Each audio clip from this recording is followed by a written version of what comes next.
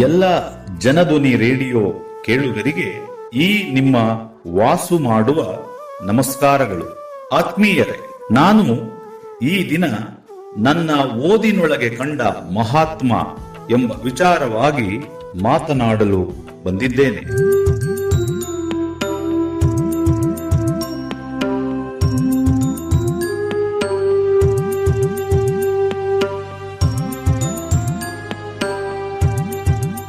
ಮಹಾತ್ಮರ ಹಿರಿಮೆಯನ್ನು ಮಾತನಾಡುವುದು ನಮ್ಮಂತಹ ಜೀವಾತ್ಮಗಳಿಗೆ ಪುಣ್ಯವೇ ಸರಿ.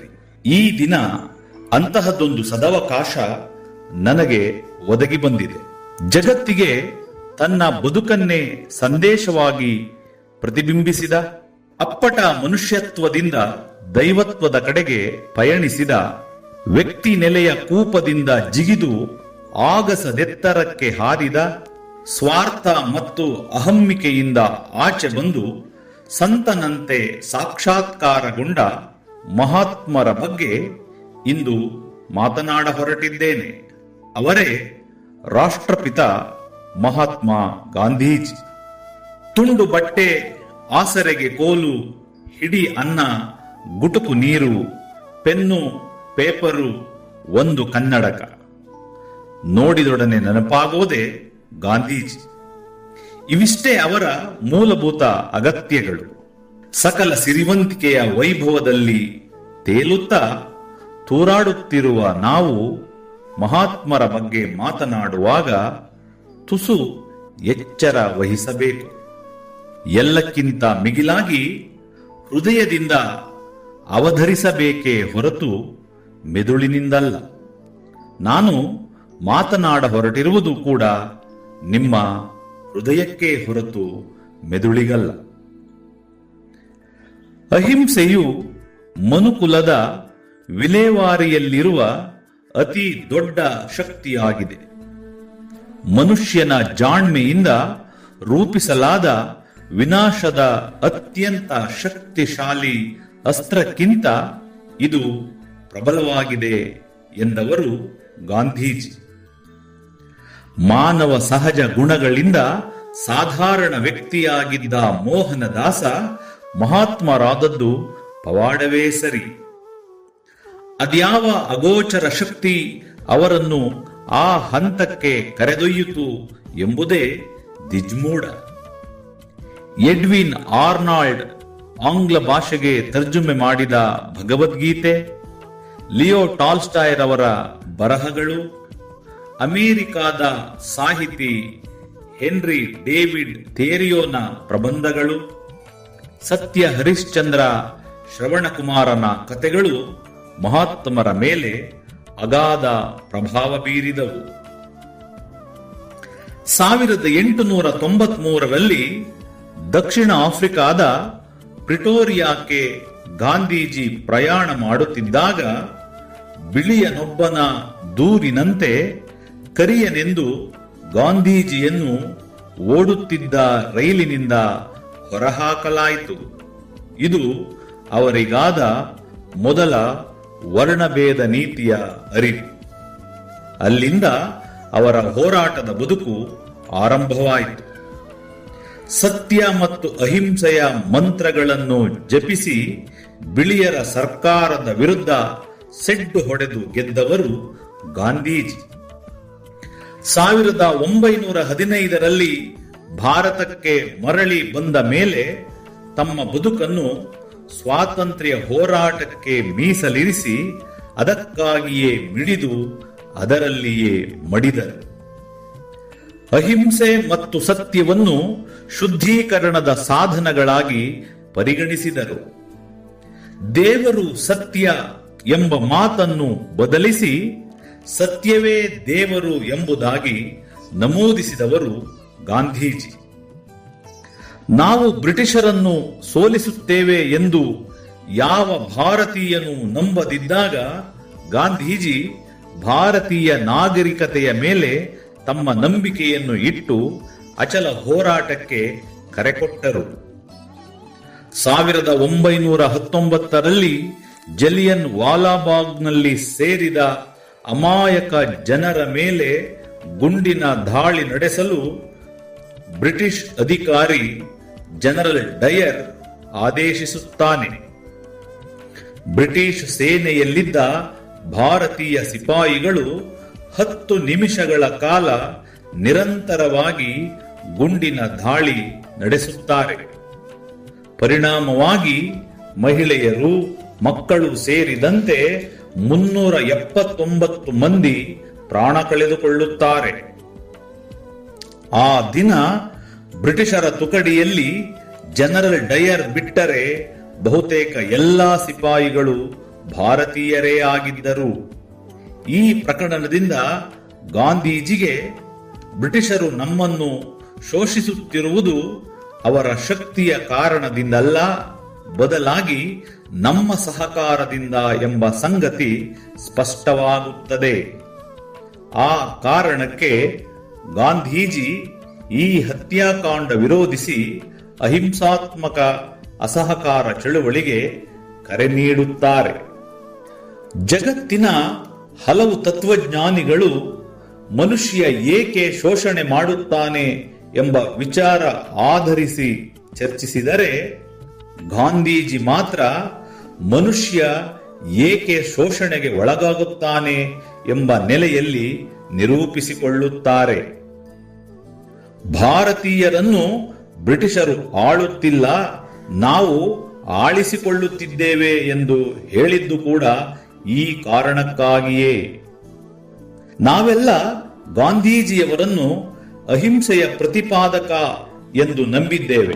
ಈ ಭಾರತ ದೇಶದ ಸ್ವಾತಂತ್ರ್ಯಕ್ಕೆ ಜೀವನವೇ ಮುಡಿಪಿಟ್ಟೆ, ಹೋರಾಟದ ಕಹಳೆಯ ಮೊಳಗಿಸಿ ಸ್ವಾತಂತ್ರ್ಯವ ತಂದು ಕೊಟ್ಟೆ.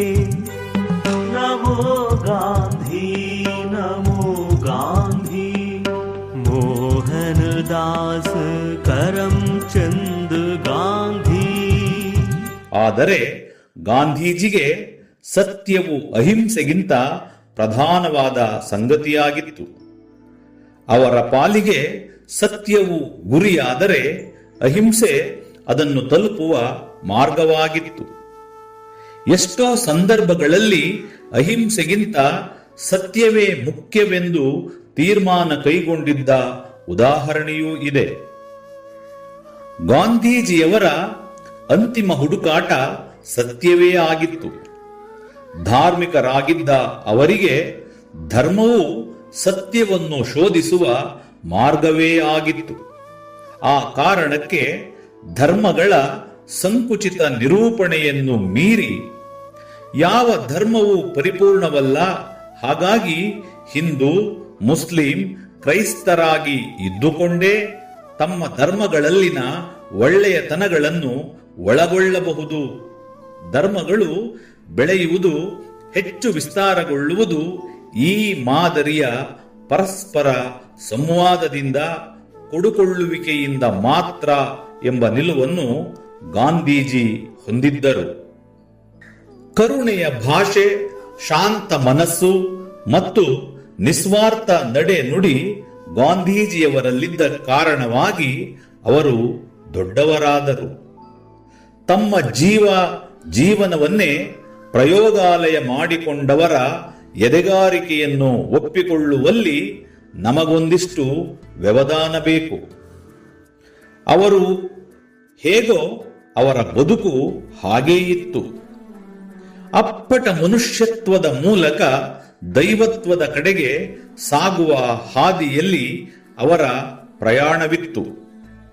ಅಂತಹದ್ದೊಂದು ದಾರಿಯನ್ನು ಅನ್ವೇಷಿಸಿಕೊಡುವ ತಹತಹವಿತ್ತು, ದೇಶಪ್ರೇಮವಿತ್ತು. ಬುದ್ಧಿ ಭಾವನೆಗಳನ್ನೊಂದು ಮಾಡಿ ಅನಿಸಿದ್ದನ್ನು ಕಾರ್ಯಗತಗೊಳಿಸುವ ಚೈತನ್ಯವಿತ್ತು.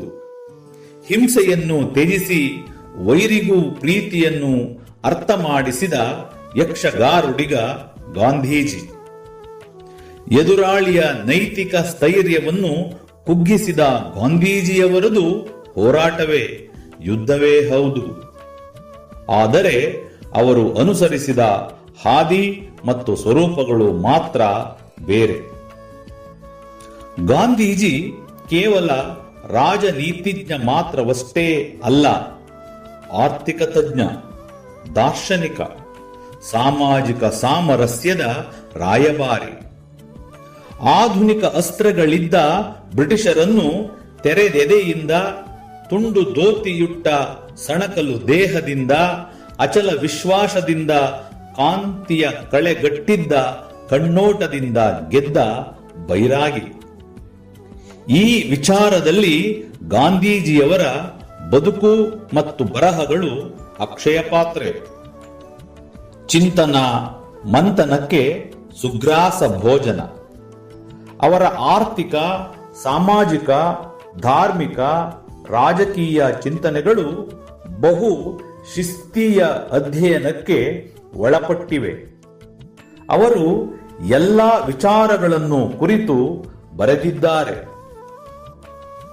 ಅಲ್ಪಸಂಖ್ಯಾತರು, ಅಸ್ಪೃಶ್ಯತೆ, ಅಹಿಂಸೆ, ಆರೋಗ್ಯ, ಆಹಾರ, ಇಸ್ಲಾಂ, ಉಪವಾಸ, ಕಸ್ತೂರಬಾ, ಕೈಗಾರಿಕಾ ಸಂಬಂಧಗಳು, ಕ್ರಿಶ್ಚಿಯನ್ನರು, ಖಿಲಾಫತ್ ಚಳುವಳಿ, ಜಪಾನ್, ಜನನ ನಿಯಂತ್ರಣ, ಜಲಿಯನ್ ವಾಲಾಬಾಗ್, ಜಾತೀಯತೆ, ದೇವರು, ನೀತಿ, ಬೌದ್ಧ ಧರ್ಮ, ಮುಷ್ಕರಗಳು, ಮೂಲ ಶಿಕ್ಷಣ, ರಾಷ್ಟ್ರಭಾಷೆ, ವೈದ್ಯ, ಶಿಕ್ಷಣ, ಸರ್ವೋದಯ, ಸತ್ಯಾಗ್ರಹ, ಸಿಖ್ ಧರ್ಮ, ಸ್ವದೇಶಿ, ಸ್ತ್ರೀಯರು, ಸೋಷಿಯಾಲಿಸಂ ಮುಂತಾದ 10 ಹಲವು ವಿಚಾರಗಳ ಕುರಿತು ಬರೆದಿದ್ದಾರೆ, ವಾದಿಸಿದ್ದಾರೆ, ಜಾಗೃತಿ ಮೂಡಿಸಿದ್ದಾರೆ. ಆ ಮೂಲಕ ನಮ್ಮ ಜವಾಬ್ದಾರಿಗಳನ್ನು ಜತನವಾಗಿರಿಸಿದ್ದಾರೆ. ಗಾಂಧೀಜಿಯವರನ್ನು ಕೇವಲ ಸ್ವಾತಂತ್ರ್ಯ ಆಂದೋಲನಕ್ಕೆ ಸೀಮಿತಗೊಳಿಸಬಾರದು. ಅವರೊಬ್ಬ ಮಹಾ ಮಾನವತಾವಾದಿ, ಜೊತೆಗೆ ಆಧ್ಯಾತ್ಮಿಕ ಸಾಧಕ, ರಾಜಕೀಯ ಸಂತ, ಭಾರತೀಯ ಸಂಸ್ಕೃತಿಯ ಜೀವವೇ ಆಗಿರುವ ಗ್ರಾಮೋದ್ಧಾರದ ಹಲವು ಸರಳ ಸೂತ್ರಗಳನ್ನು ಪ್ರತಿಪಾದಿಸಿ ಅನುಷ್ಠಾನಕ್ಕೆ ತಂದಾತ. ಪರಿಸರ ಸುಸ್ಥಿರತೆಯ ಬಗ್ಗೆ ಸದಾ ಚಿಂತಿಸಿದ ನಿಸರ್ಗ ತಜ್ಞ. ನವೀಕರಿಸಬಹುದಾದ ಶಕ್ತಿ ಮತ್ತು ಸಣ್ಣ ಪ್ರಮಾಣದ ನೀರಾವರಿ ವ್ಯವಸ್ಥೆಗಳ ಬಗ್ಗೆ ನಮ್ಮ ಗಮನ ಸೆಳೆದ ಕೃಷಿ ತಜ್ಞ. ಜಗತ್ತಿನ ಹಲವು ಶ್ರೇಷ್ಠ ವ್ಯಕ್ತಿಗಳು ಗಾಂಧೀಜಿಯವರಿಂದ ಪ್ರೇರಣೆಗೊಂಡಿದ್ದವರೆಂದರೆ ಅದು ಅತಿಶಯೋಕ್ತಿಯಲ್ಲ. Martin Luther King, Nelson Mandela, James Bevel, James Lawson, ಇತ್ತೀಚಿನ ಬರಾಕ್ ಒಬಾಮಾ ಅವರಲ್ಲಿ ಕೆಲವರು. ಮಾರ್ಟಿನ್ ಲೂಥರ್ ಅವರನ್ನು ಗಾಂಧಿಯ ಕುರಿತು ನಿಮ್ಮ ಅಭಿಪ್ರಾಯವೇನು ಎಂದು ಕೇಳಿದ್ದಕ್ಕೆ, ಜೀಸಸ್ ಮನುಷ್ಯನ ಬದುಕಿನ ಸಂದೇಶ ನೀಡಿದ್ದರೆ ಗಾಂಧಿ ಅದನ್ನು ಆಚರಿಸುವ ವಿಧಾನ ತೋರಿಸಿದರು ಎಂಬ ಮಾತುಗಳನ್ನು ಆಡಿದ್ದರು. ಲಕ್ಷಾಂತರ ಭಾರತೀಯರ ದೃಷ್ಟಿಯಲ್ಲಿ ಗಾಂಧೀಜಿ ಮಹಾನ್ ಆತ್ಮವೇ ಸರಿ. ಅವರ ಪ್ರವಾಸಗಳ ಮಾರ್ಗದುದ್ದಕ್ಕೂ ಅವರನ್ನು ನೋಡಲು ನೆರೆದಿದ್ದ ಬೃಹತ್ ಜನಸಮೂಹದ ಅಚಿಂತ್ಯ ಆರಾಧನೆಯು ಅವರನ್ನು ತೀವ್ರ ಅಗ್ನಿ ಪರೀಕ್ಷೆಗೆ ಒಳಪಡಿಸಿತು. ಅವರು ಹಗಲಿನಲ್ಲಿ ಕೆಲಸ ಮಾಡಲು ಅಥವಾ ರಾತ್ರಿಯಲ್ಲಿ ವಿಶ್ರಾಂತಿ ಪಡೆಯಲು ಸಾಧ್ಯವಾಗಲಿಲ್ಲ. ಮಹಾತ್ಮರ ಸಂಕಟಗಳು ಮಹಾತ್ಮರಿಗೆ ಮಾತ್ರ ತಿಳಿದಿವೆ ಎಂದು ಅವರೇ ಬರೆಯುತ್ತಾರೆ. ಅವರ ಜೀವಿತಾವಧಿಯಲ್ಲಿ ಅವರ ಖ್ಯಾತಿಯು ಪ್ರಪಂಚದಾದ್ಯಂತ ಹರಡಿತು. ಅವರ ಮರಣದ ನಂತರ ಇನ್ನೂ ಹೆಚ್ಚಾಯಿತು. ಮಹಾತ್ಮ ಗಾಂಧಿ ಎಂಬ ಹೆಸರು ಈಗ ಭೂಮಿಯ ಮೇಲಿನ ಅತ್ಯಂತ ಸಾರ್ವತ್ರಿಕವಾಗಿ ಗುರುತಿಸಲ್ಪಟ್ಟಿದೆ. ಇಂತಹ ಮಹಾತ್ಮನಿಗೆ ನೊಬೆಲ್ ಪುರಸ್ಕಾರ ಏಕೆ ದೊರೆಯಲಿಲ್ಲ ಎಂಬ ಪ್ರಶ್ನೆ ನನ್ನನ್ನು ಇನ್ನಿಲ್ಲದಂತೆ ಕಾಡಿದೆ. ಈ ಪ್ರಶ್ನೆಗೆ ಉತ್ತರ ಹುಡುಕಲು ಹೊರಟಾಗ ನನಗೆ ಸಿಕ್ಕ ಕೆಲವು ಸತ್ಯಗಳು ಹೀಗಿವೆ. ಗಾಂಧೀಜಿಯವರು 1937, 1938, 1939, 1947 ಮತ್ತು 1948ರಲ್ಲಿ ನೊಬೆಲ್ ಶಾಂತಿ ಪ್ರಶಸ್ತಿಗೆ ನಾಮನಿರ್ದೇಶನಗೊಂಡಿದ್ದರು. ಆದರೆ ಅವರಿಗೆ ಈ ಪ್ರಶಸ್ತಿ ನೀಡಲಿಲ್ಲ. ಏಕೆಂದರೆ ಆಯ್ಕೆ ಸಮಿತಿಯ ಸಲಹೆಗಾರ ಜಾಕೋಬ್ ಮರ್ಮ್ ಮುಲ್ಲರ್ ಗಾಂಧೀಜಿಯವರ ರಾಜಕೀಯ ಸ್ಥಿರತೆಯ ಬಗ್ಗೆ ಅಸಮಾಧಾನ ವ್ಯಕ್ತಪಡಿಸಿದರು. ಗಾಂಧೀಜಿಯವರನ್ನು ಸ್ವಾತಂತ್ರ್ಯ ಹೋರಾಟಗಾರ ಮತ್ತು ಸರ್ವಾಧಿಕಾರಿ ಎಂದು ಬಣ್ಣಿಸಿದರು. ಕೆಲವೊಮ್ಮೆ ಗಾಂಧೀಜಿಯವರ ಅಹಿಂಸಾತ್ಮಕ ಪ್ರಚಾರಗಳು ಹಿಂಸಾಚಾರಕ್ಕೆ ಕಾರಣವಾದವು ಎಂದು ವಾದಿಸಿದರು. ಗಾಂಧೀಜಿಯವರ ಸ್ಥಿರವಾದ ಶಾಂತಿ ಪ್ರಿಯ ಸ್ಥಾನಮಾನವನ್ನು ಪ್ರಶ್ನಿಸಿದರು. ಸಮಿತಿಯ ಕೆಲವು ಸದಸ್ಯರು ಸಾರ್ವತ್ರಿಕ ಆದರ್ಶಗಳಿಗೆ ಗಾಂಧೀಜಿಯವರ ಬದ್ಧತೆಯನ್ನು ಅನುಮಾನಿಸಿದರು. ಏಕೆಂದರೆ ಅವರ ಪ್ರಯತ್ನಗಳು ಪ್ರಾಥಮಿಕವಾಗಿ ಭಾರತೀಯ ರಾಷ್ಟ್ರೀಯತೆಯ ಮೇಲೆ ಕೇಂದ್ರೀಕೃತವಾಗಿವೆ ಎಂದರು. 1947ರಲ್ಲಿ ನೊಬೆಲ್ ಪುರಸ್ಕಾರಕ್ಕೆ ಗಾಂಧೀಜಿಯವರ ಹೆಸರು ನಾಮನಿರ್ದೇಶನಗೊಂಡಿತು. ಭಾರತ ಮತ್ತು ಪಾಕಿಸ್ತಾನಗಳ ನಡುವೆ ನಡೆಯುತ್ತಿರುವ ಸಂಘರ್ಷವು ಪ್ರಾದೇಶಿಕ ಉದ್ವಿಗ್ನತೆಯ ನಡುವೆ ಶಾಂತಿ ಪ್ರಶಸ್ತಿಯನ್ನು ನೀಡುವ ಬಗ್ಗೆ ಕಳವಳವನ್ನು ಹುಟ್ಟುಹಾಕಿತು. ಪಾಕಿಸ್ತಾನದೊಂದಿಗೆ ಯುದ್ಧದ ಸಾಧ್ಯತೆಯ ಬಗ್ಗೆ ಗಾಂಧೀಜಿಯವರ ಸ್ವಂತ ಹೇಳಿಕೆಯು ನಿರ್ಧಾರವನ್ನು ಇನ್ನಷ್ಟು ಸಂಕೀರ್ಣಗೊಳಿಸಿತು. ದುರಂತವೆಂದರೆ 1948ರ ಜನವರಿಯಲ್ಲಿ ನೊಬೆಲ್ ಶಾಂತಿ ಪ್ರಶಸ್ತಿ ನಾಮನಿರ್ದೇಶನಗಳು ಮುಗಿಯುವ ಮುನ್ನವೇ ಗಾಂಧೀಜಿ ಹತ್ಯೆಗೀಡಾದರು. ನೀತಿ ಮತ್ತು ರಾಜಕೀಯದ ಮೇಲೆ ಅವರ ಆಳವಾದ ಪ್ರಭಾವವನ್ನು ಗುರುತಿಸಿ ಸಮಿತಿಯು ಅವರ ನಾಮನಿರ್ದೇಶನವನ್ನು ಸ್ವೀಕರಿಸಿತು. ಆದಾಗ್ಯೂ ಮರಣೋತ್ತರವಾಗಿ ಪ್ರಶಸ್ತಿಯನ್ನು ನೀಡುವ ಬಗ್ಗೆ ಕಳವಳ ಹುಟ್ಟಿಕೊಂಡಿತು. ಬಹುಮಾನದ ಹಣವನ್ನು ಸ್ವೀಕರಿಸುವವರ ಬಗ್ಗೆ ಪ್ರಶ್ನೆಗಳು ಮತ್ತು ಗಾಂಧೀಜಿಯವರ ಔಪಚಾರಿಕ ಸಂಘಟನೆಯ ಕೊರತೆಯು 1948ರಲ್ಲಿ ಪ್ರಶಸ್ತಿಯನ್ನು ನೀಡದಿರಲು ಸಮಿತಿಯ ನಿರ್ಧಾರಕ್ಕೆ ಕಾರಣವಾಯಿತು. ನೊಬೆಲ್ ಪ್ರಶಸ್ತಿ ವಿಜೇತರ ಪಟ್ಟಿಯಿಂದ ಗಾಂಧೀಜಿಯವರನ್ನು ಕೈ ಬಿಟ್ಟಿದ್ದಕ್ಕೆ ನೊಬೆಲ್ ಸಮಿತಿ ಸಾರ್ವಜನಿಕವಾಗಿ ವಿಷಾದ ವ್ಯಕ್ತಪಡಿಸಿತು.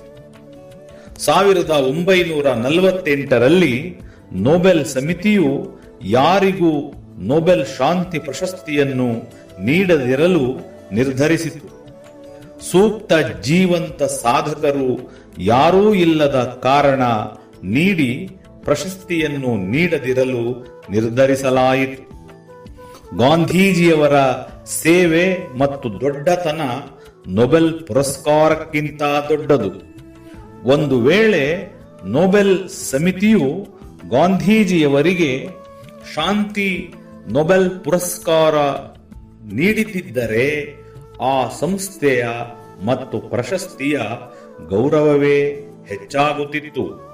ಆದರೆ ಅಂತಹ ಅದ್ಭುತ ಅವಕಾಶವನ್ನೇ ನೊಬೆಲ್ ಸಂಸ್ಥೆ ಕಳೆದುಕೊಂಡಿತು. ಅಸಹಕಾರ ಚಳುವಳಿಗಳನ್ನು ಮಾಡಿದೆ ನೀನು, ಉಪವಾಸ ಸತ್ಯಾಗ್ರಹ ಸ್ವದೇಶಿ ಚಳುವಳಿ, ಉಪ್ಪಿನ ಸತ್ಯಾಗ್ರಹ ಸತ್ಯ ಅಹಿಂಸೆಯ ಮಾರ್ಗದಲ್ಲಿ ಬ್ರಿಟಿಷರನ್ನು ಓಡಿಸಲು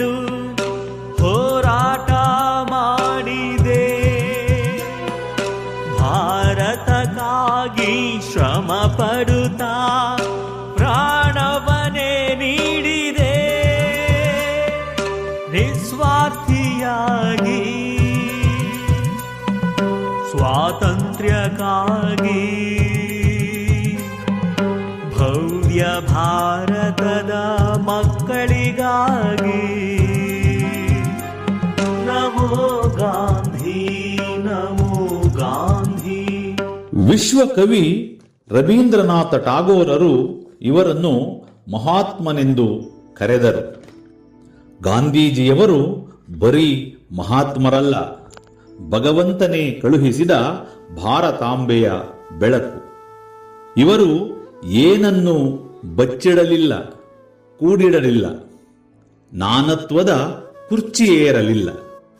ಎಲ್ಲವನ್ನೂ ಕೊಟ್ಟು ಕೊನೆಗೆ ಜೀವವನ್ನು ಬಿಟ್ಟು ಬದುಕಿದಷ್ಟು ಹೊತ್ತು ದೇಶ ಸೇವೆಯನ್ನೇ ಮಾಡಿದರು. ಅವರ ಸಾವಿನ ದಿನ ವಿಶ್ವಸಂಸ್ಥೆಯಲ್ಲಿ ಎಲ್ಲ ದೇಶಗಳ ಧ್ವಜಗಳನ್ನು ಅರ್ಧಕ್ಕಿಳಿಸಿ ಮಾನವೀಯತೆಯ ಸಾಕಾರ ಮೂರ್ತಿ ಮರೆಯಾದದ್ದಕ್ಕೆ ಸಂತಾಪ ಸೂಚಿಸಿದ್ದು ಗಾಂಧೀಜಿಯವರ ವ್ಯಕ್ತಿತ್ವದ ಮೌಲ್ಯವನ್ನು ತೋರಿಸುತ್ತದೆ. ಆ ಮಟ್ಟಿಗೆ ನಾವು ಭಾಗ್ಯವಂತರು. ಅಂತಹ ಮಹಾತ್ಮರು ಹುಟ್ಟಿ ನಡೆದಾಡಿದ ಈ ಮಣ್ಣಿನಲ್ಲಿ ನಾವಿದ್ದೇವೆ ಎಂಬುದೇ ನಮ್ಮ ಅಹಂಕಾರ. ಈ ತಲೆಮಾರಿನ ಜನಾಂಗಕ್ಕೆ ಗಾಂಧೀಜಿಯವರ ಮಾನವರೂಪಿ ಕಲ್ಪನೆಗೆ ನಿಲುಕದ ನಕ್ಷತ್ರ.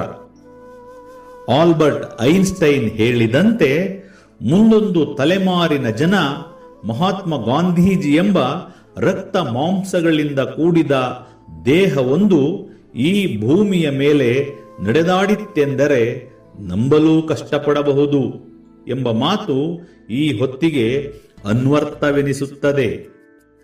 ಆದ್ದರಿಂದ ಗಾಂಧೀಜಿಯವರ ಆದರ್ಶಗಳು, ಚಿಂತನೆಗಳು, ಕಳಕಳಿ, ತಲ್ಲಣ ಮತ್ತು ಅವರಲ್ಲಿದ್ದ ಹಪಹಪಿತನ ನಮ್ಮ ಬದುಕಿನ ದಿಕ್ಸೂಚಿಯಾಗಲಿ, ಮುಂದಿನ ತಲೆಮಾರಿಗೂ ಪ್ರಸ್ತುತವಾಗಲಿ ಎಂಬ ಆಶಯದೊಂದಿಗೆ ಈ ದಿನದ ನನ್ನ ಮಾತುಗಳಿಗೆ ಪೂರ್ಣ ವಿರಾಮ ಹಾಕುತ್ತಿದ್ದೇನೆ.